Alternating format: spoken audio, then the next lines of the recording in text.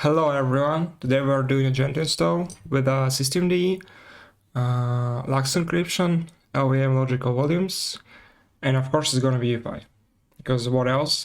And we're gonna use like SystemD boot as a bootloader. So it's like an update on my previous Gentoo SystemD install, and I think like I improved my method a bit, so it will be easier for you guys to install and stuff. So let's start. I'm gonna use my fish script thingy to run the virtual machine. Just gonna let it autocomplete, but we don't need the minimal ISO. I think we would prefer to have like a live GUI one. So it will be like a bit better to like actually see something.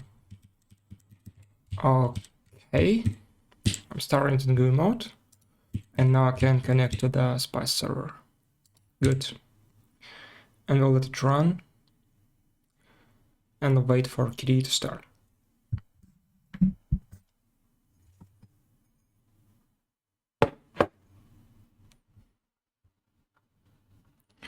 Also, I think I'm gonna move to like full screen.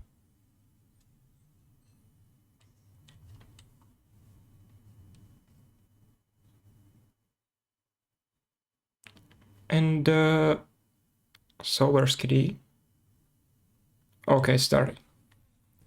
Now we only need to readjust like the screen, like here. Of course, it's gonna be like 1920 by 1080. Good. And we would need two things, obviously. First one is the browser, and the second one is the terminal.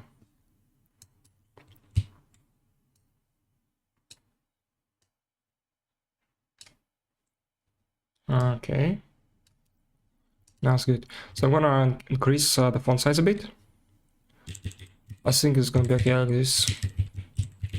And the first thing we're gonna do, okay, but I think before that I need to show you where to like get the installation medium. You can download it on like gentoo.org downloads. There is a minimal installation CD and also like live GUI image. This is live GUI one from the website. So we need to become a super user, and then of course Gentoo like provides an official guide, basically Gentoo handbook. So if you go like get started, Gentoo handbook, we are using AMD 64 processor, and this is like a full-blown guide that explains every detail. But for this video, I'm gonna use my own one.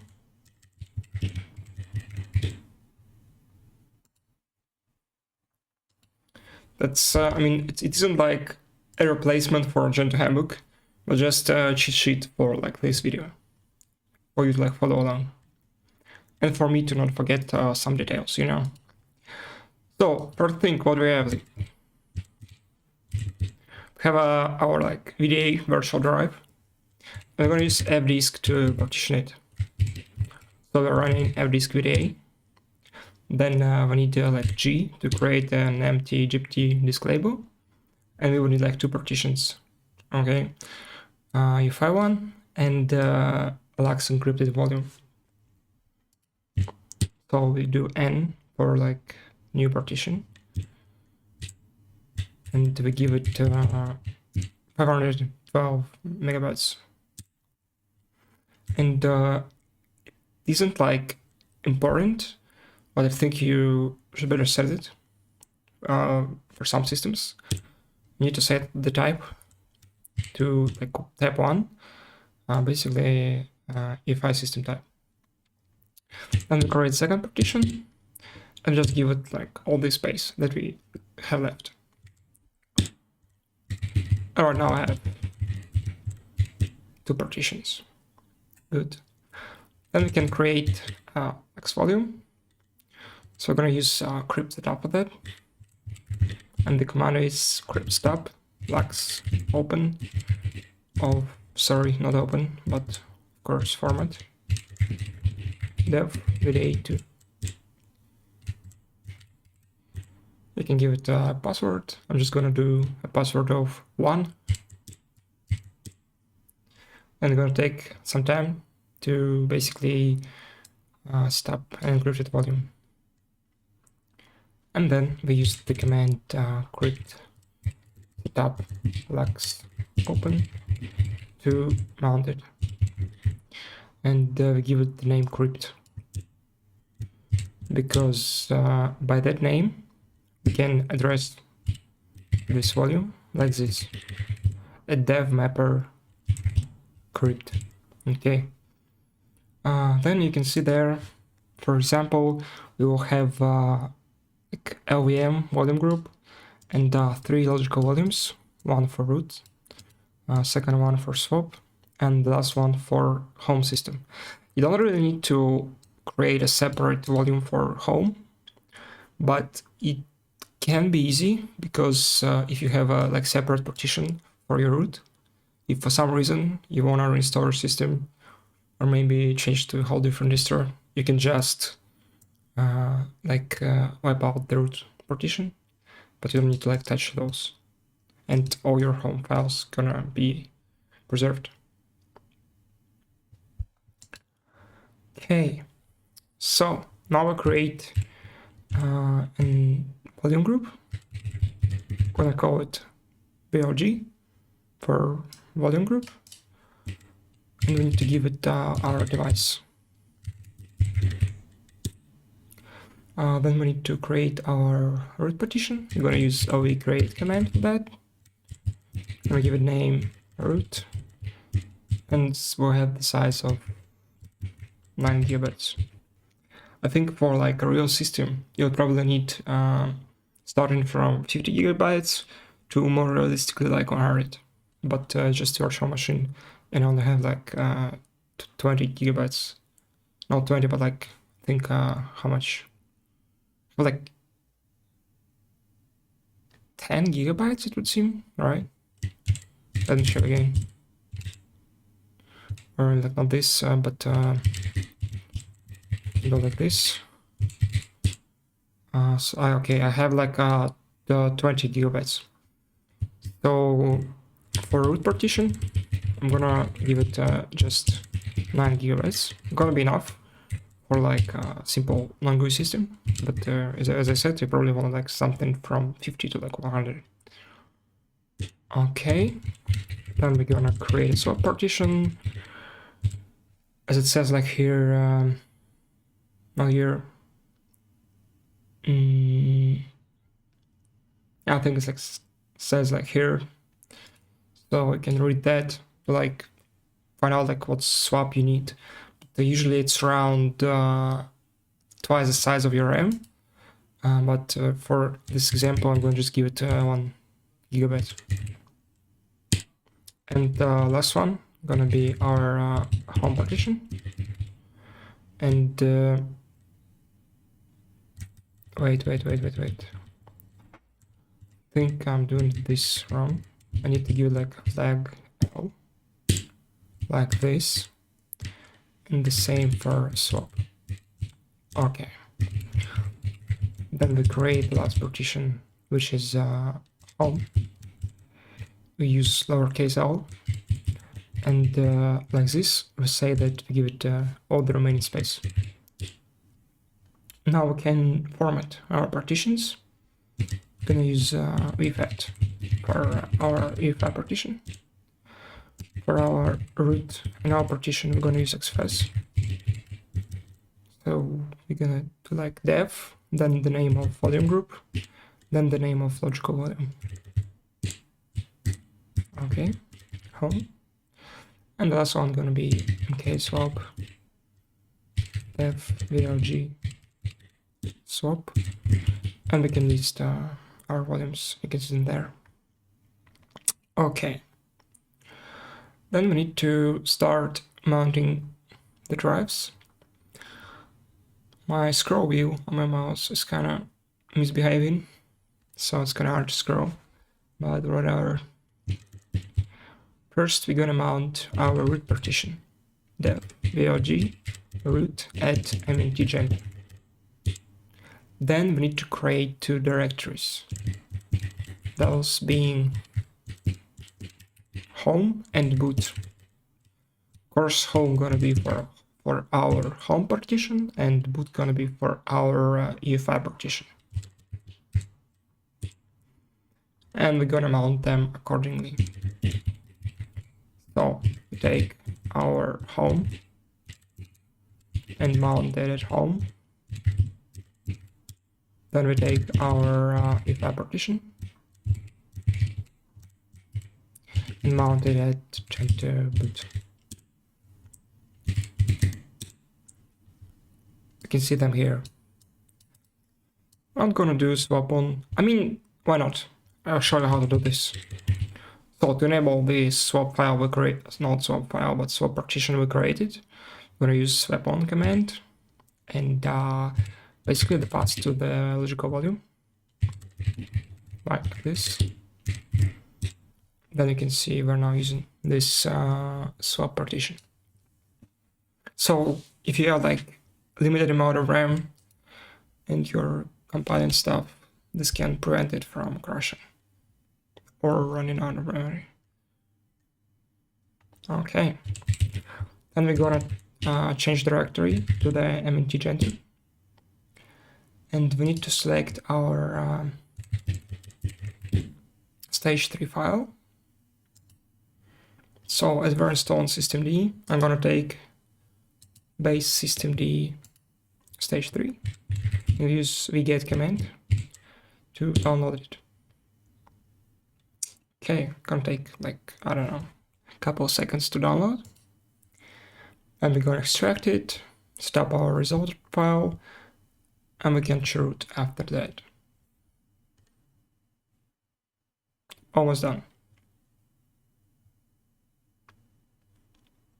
Okay, now we can extract the files with this command. I can type it out, but it's too long. So I'm going to use a shortcut. And actually recommend you like using live GUI yourself if you're going to install it, because I mean, minimal CD is kind of nice if you can't really run GUI, for example, for some reason. Also like takes less space, but for your convenience, I would recommend anyone just use live GUI image if you want to install Gentoo, be it in a virtual machine or like or an actual hardware. Just gonna make it easier. I'm going to copy our result file into our rootfs, and after that we can change our root to the SystemD Gentoo. I'm gonna run lsblk again to just check that we got our UEFI partition, root partition, home, and swap, right? And then we need to get a snapshot of our Portage repository, and also get gonna download the GPG keys for like if you want to use binary packages. We are gonna use them because they provide convenience, they save you time. If the binary package is available for your like use flag configuration, it's gonna download it. And if that's something you want to do, feel free to do so.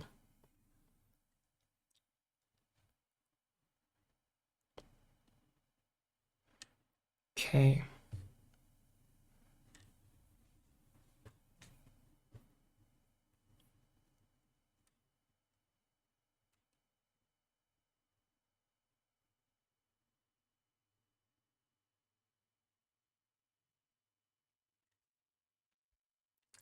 Now we can install LVM and also fstab. This is needed so when our system boots up, it can first decrypt our LUKS partition, then it can basically set up our LVM volumes. So we need to add the following use flag for the LVM package.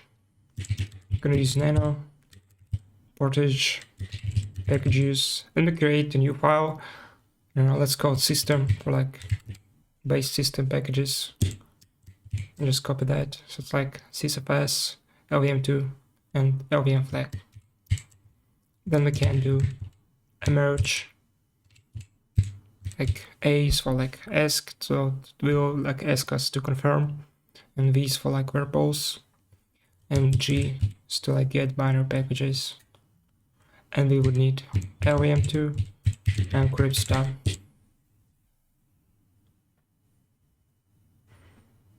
Okay, so for LVM there are like multiple packages with the same name. Or did I not write it correctly? No, I just made a typo there. It's LVM.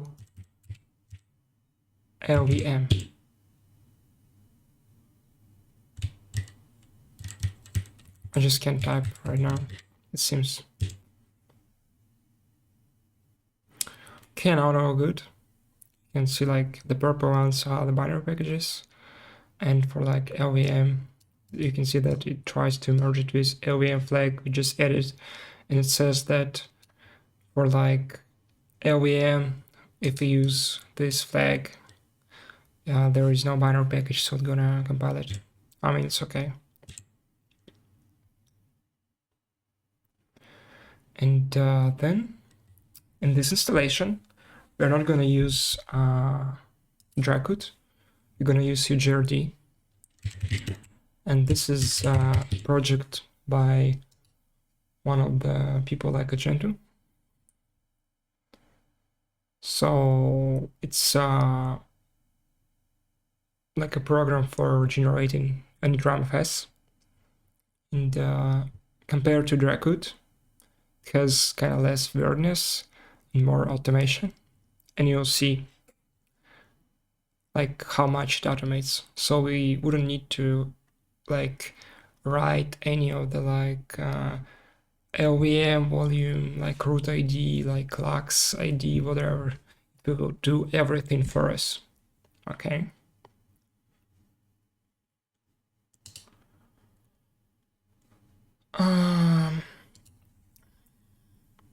So I'm gonna use Nano, and we need to set the use flags for install kernel. We're gonna use UGRD. So basically, Flux tells it to use UGRD to generate Anagram-FS. It will tell it to use SystemD boot to like as our bootloader, so to create entries accordingly. And then we're gonna use UKey to create a unified kernel image. It has some benefits to it, like you can like boot directly into it, and it's a bit easier to, I don't know, you only have one file for kernel, so, and not like a bunch of them laying around in your like boot directory. And for systemd, for like install kernel, basically the install kernel manages hooks Portage gonna run after you merge the kernel, so it can generate like images for your UEFI directory of that kernel for you to run. I'm gonna go like Portage packages and the same system file we created, and so install kernel, UGRD, systemd boot, UK and UEFI. And for system apps, systemd, we would need boot, so it will give us systemd bootloader, right? And also UEFI, so we can create a unified kernel image using systemd. Okay, we save the file, and now we're gonna use we're gonna one-shot a merge install kernel. What one-shot means is it's gonna like remerge the package, but it wouldn't add this package to our like list of packages, because install kernel is a dependency of like Gentoo kernel, so we don't really need to like add it directly, and you pretty much, I'm sure you're not supposed to, unless you're doing something really specific. So we're gonna use A, V for verbose, 1 for like one shot, and G to like get the binaries, and install kernel.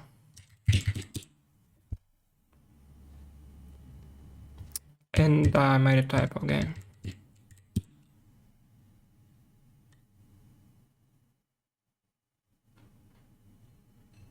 let's see. So we can see for systemd, it will emerge it with the two new flags. You can see them in green: boot and UEFI. Basically what we told it to use. And stock kernel will emerge with the systemd boot, UGRT, UK, and UEFI.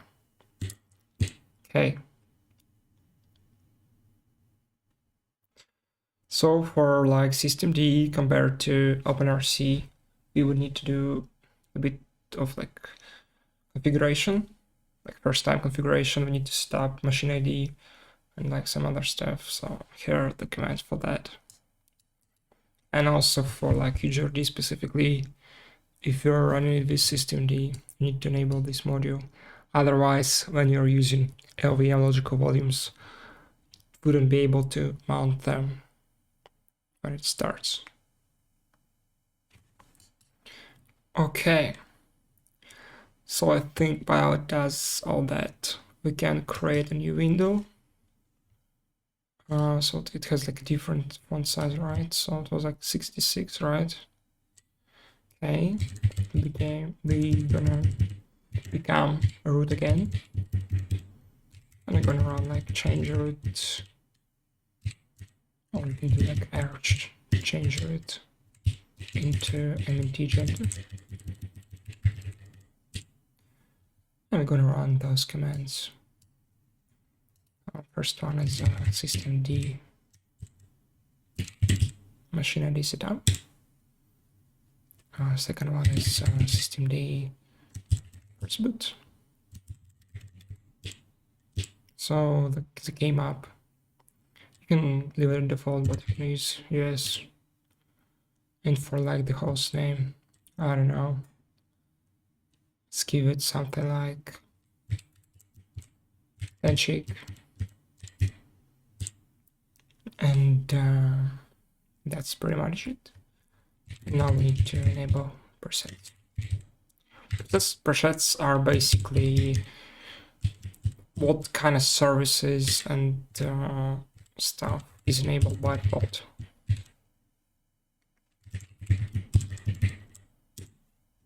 Okay. So it's actually done emerging install kernel. And first what I'm gonna do is I'm gonna set this module. You would need to open etc. UGRD config.tom. And here you can see the modules you can enable. And so the module is UGRD file system fake UEFI. Okay, and then you just save the file like this. And then we need to install the systemd bootloader. Gonna run the command bootctl install. And we have like these warnings, but this is because it isn't really properly mounted right now. This will be fixed when we're going to edit our fstab file, and we won't see this error when the system reboots. I mean, it's not an error, it's a warning. Basically says that everyone can read this boot partition. You probably don't want other people on your computer. Maybe it's like a server multiple people can access. Probably not want everyone to like see and edit your boot directory. Okay. And then we would need to create a fstab file. I'm just gonna copy this one. Okay, so we do like nano etc fstab. Okay. This is weird a bit. Let's do it again. I'm gonna delete everything here. Gonna copy that. So you can see that when you have logical volume groups, you can just reference them like this. So dev, volume group name, and then logical volume name. And for like root and home, we have like xfs. I'm just gonna give it like defaults. And proper like check order. And for swap, I'm just gonna say it's swap. I don't really want to check swap, right? And for our UEFI partition, the thing that gave us warnings was like this. Basically, it's a read-write permission, and when you like say umask, you're saying that basically, so yeah, it's a mask, right? It's like usage mask. What it says that so for only the user who created this directory can have a full access to it. And basically 7 means like read, write, execute. And when you mask it, so it says like no. 7 means like groups and like everyone can do anything to this directory. And this is gonna fix the warning. And as for like label, I probably need to change it in the like cheat sheet, but we're gonna use UEID. And you can see this UEID by running BOKID command. And here you can see our dev VDA1 partition. And this is the UEID we're gonna use. I just copy that. And now save. And I think everything should look good now. But then comes another kind of thing you may want to consider. So first of all, we need to touch this file, kernel SystemD line dot, I don't know if it's like .txt or not. I probably should like recheck it. It's gonna be Gentoo C line. All right. And let's see. No, not here.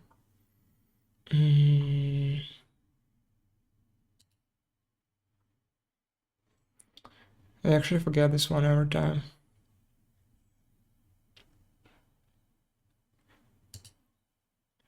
Would help us search like this.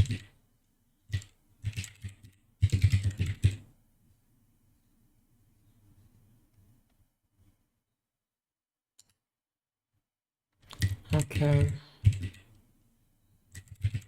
Well, I actually didn't, but I don't think you need to like give it the .txt. It doesn't make any sense. But I just wanted to be sure, and I probably need to fix that. So we create this empty file. Basically, this empty file is, you know, like in grub you have, I don't know, like kernel SystemD line, and this is where SystemD line goes. This file does not exist, and why we need to create an empty one? If we like this install, I'm not gonna add anything here.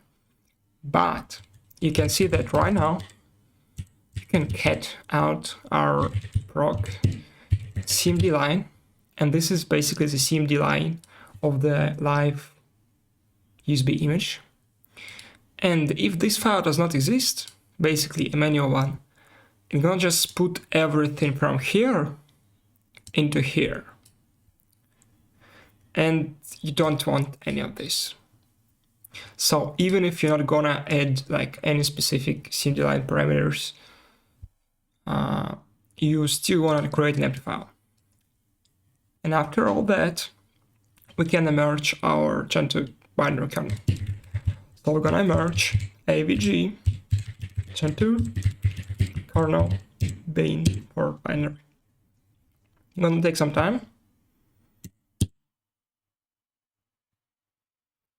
And basically the only thing we need to do is to set up our root password like this. It's gonna be 1. And once the kernel finishes stalling, we can reboot. And as for like SystemD line, I probably won't edit that, but I probably want to do it under my account. So actually here, I used the proper file name.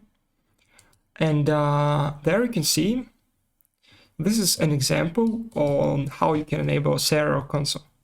For example, if you're running QEMU in a like terminal mode, so like no graphic. So you would go there and like put this kernel parameter. Okay, and it will be added to kernel.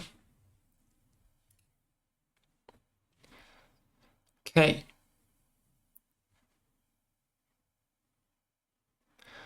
Yeah, this is gonna take some time. I don't know, maybe we can run first of all like this to like check everything again. And I think we got everything installed, right? Probably what else we want to check? I'm going to check our bootctl. Sounds like everything is good. No, really, any kernels there. Okay, so it's done installing now, and gonna configure the kernel, meaning gonna build a kernel image for us to run and put it into like the here.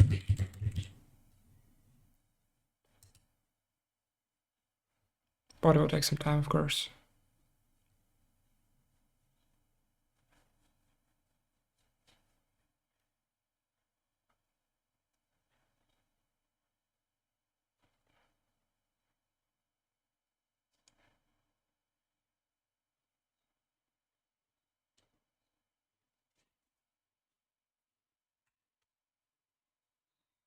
The output of UGRD is like pretty like verbose, and you can actually see what it does there. What kind of files it's gonna use for this machine. Okay, obviously, last thing before we reboot, I kind of forgot about, but this is a virtual machine. So if you're like running on an actual hardware, you probably want to install this package. Okay, because it will contain proprietary firmware for your hardware. But I don't need that again here, but probably the things to consider. And if you decided you need to install it and you already like emerged the kernel, after you emerge Linux firmware, you can just run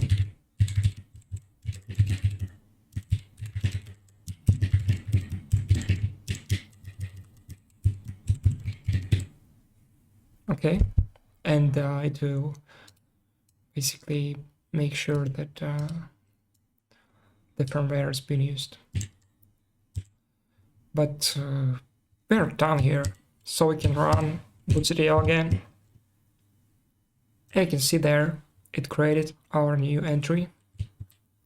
This is actually a unified kernel image, so it's one file. There is no like kernel image, no init ramfs, only one file. And there it also shows you like the options we use, the kernel options. And if we didn't create this empty file, this options thingy, it would then had this, and we don't want any of that. So now we can exit our change root and we can reboot. No, we can't reboot actually, because we probably want a network manager, right? Otherwise, how are we gonna have the network? Because I'm not sure, I don't think SystemD actually by default will have any network connection. And you probably still want to like network manager anyway, right? It's mostly like binary packages, so it won't really take any time for us to merge.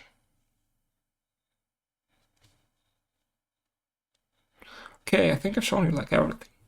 But most importantly, of course, don't forget to like check out the Gentoo handbook if you have any questions, and like maybe you can read more specific details. And this is like what I'm showing today, like the least amounts of steps you need to take to get a bootable encrypted SystemD Gentoo system. But of course, there are a lot of configuration options for you to choose from, and you learn them by reading this. Okay, this is like gonna boot. You will have like the system, but you probably wanna like change some stuff around. Also, I think in the future I wanna try maybe somebody like comments, or I will think about it myself to make like videos show, you know, how I can install like more kind of complete systems, like for example like KDE.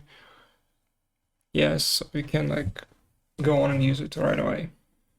And actually, like nowadays, with binary packages and stuff like GRD and install kernel hooks, it's actually pretty easy to use Gentoo. You don't need to compile your own kernel. You can use Gentoo binary kernel. Then if anyone gonna like ask, yo, like what's the reason then to use Gentoo if you're gonna use like binary host and you're gonna use binary kernel? First of all, it's a choice. So if for some reason you need to use kernel compiled from source, you can do that, right? And also for other packages, you can compile them with different flags. If you're gonna use like the default version, you can just use the binary package. But if you need some specific flags, you can compile it from source. Other distributions, they don't give you the option. So here, like using binary packages is the option you have. It's not like forced upon you, right? You can do whatever the fuck you want, basically. That's the power of this repository distribution. All right. Okay, so should be done already. I think I'm gonna like change root again back and maybe run like qlop. Okay.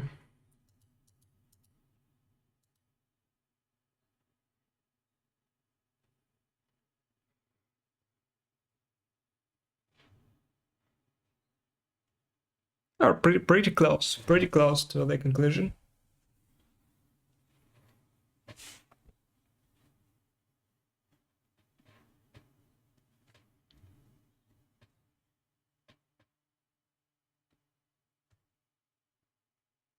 Maybe just a bit, like just a couple seconds more, you know.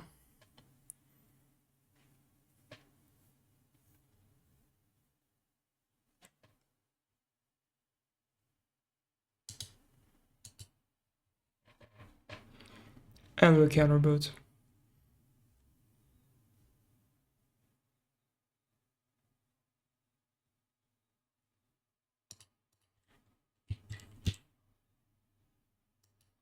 Okay, it's done.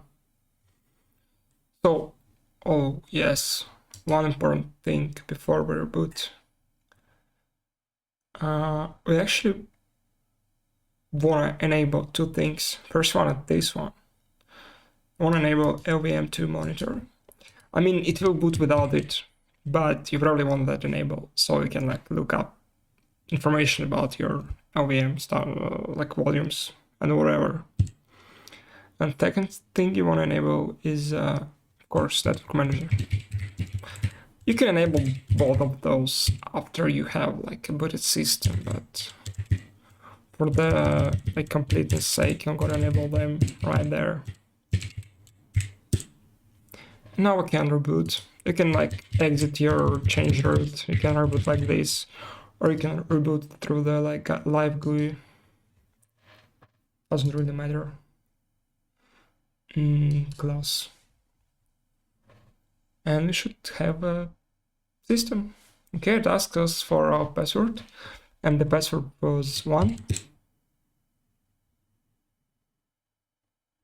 actually boots. So the user is root, and the password is 1. And we even have a network, I would assume. Right, so to show it actually works, I'm gonna merge like fast fetch.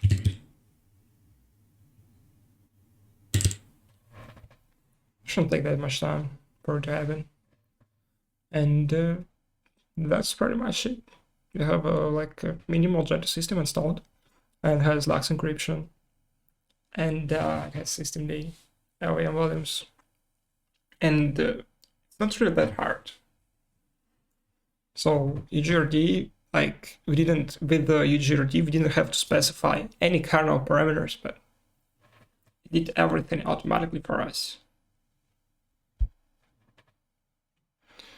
So now just wait for fast fetch to merge.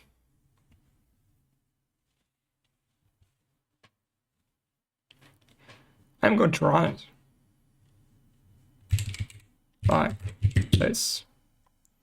You can also see all the partitions are there. Everything looks good. another broke assembly line is this. Oh, because all the parameters are backed into the init. I mean, the like LVM volumes and LUKS encryption stuff. So thank you for watching, and I'll see you in the next video.